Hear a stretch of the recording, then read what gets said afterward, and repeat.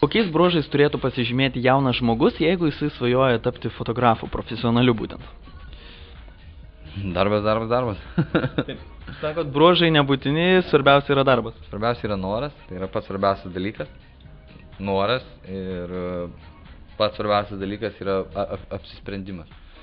Jeigu tu apsisprendi, kad tu tikrai nori, tu pažiūri, ką tu gali aukot, nes fotografija reikia aukoti save.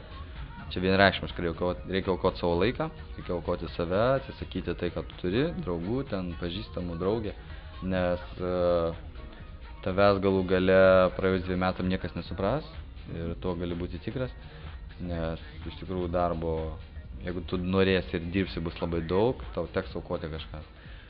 Ir čia vienreikšmiškai, čia daug praėjo pro mane asistentų, aš jiems visiems sakau, kad pasikeisiu visas gyvenimo būdas, jeigu jie čia ateis ir jeigu jie pasiruošę, sutinka, jie ateina, bet labai retai kas ištempia metus. Ar pigu tapti fotografu apskritai, profesionaliu? Gali iš vis neturėti pinigų šiais laikais. Gali sustrasti klientą, kuris su išnuomos studiją, kuris su išnuomos aparatūrą, tu ateisi, nufotografuosi ir išeisi, pasimsi pinigus. Ta prasme, kad šiais laikais fotografas yra neįspaustas į aparatūros rėmus, kad man reikia tą nusipirkti ar man reikia tą išmokti. Tu viską gali nueiti ir išsinuomoti už 100 litų. Ta prasme, kad ne taip kaip anksčiau tas supratimas buvo, kad tu turi labai gerai mokėti techninę dalį, ta prasme, ir tai buvo daugeliu žmonių stabdis tapti fotografais, nes niekas nenorėjo mirkyti rankų chemijoje, ten sėdėti per naktis prie dienos šviesos. Šiais laikais to nėra ir praktiškai nemokantis fotografuoti gali paimti fotoaparatą į rankas, spausti ir jam gausis nuotrauka. To anksčiau nebuvo. Tai reiškia, kad jeigu noriu tapti profesionaliu fotografu, tai reiškia, man nebūtina baigti kažkokią tai meno ten studiją, galiu tiesiog, turėdamas fotoaparatą, pradėti savo karjerą. Galim pradėti nuo to, kad kas yra fotografija. Fotografija yra amatas.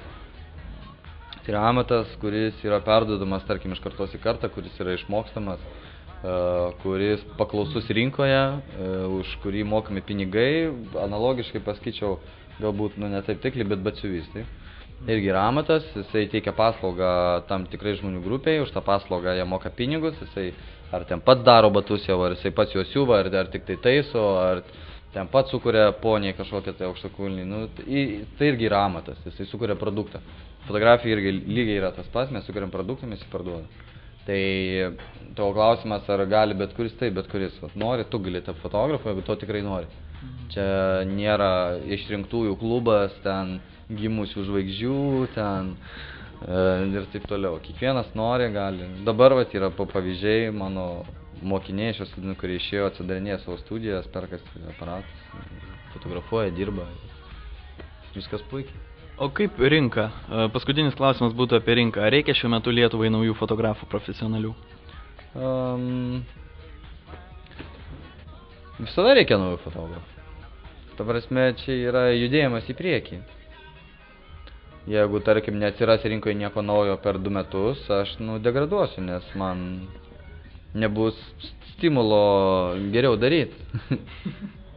Nauji fotografai, jie gerai spardo šikną seniem fotografam ir jie stimuliuoja judėti į priekį. Supratau, gerai, tai dėkui Jums labai už pokalbį. Sėkmės. Ačiū labai. Ačiū.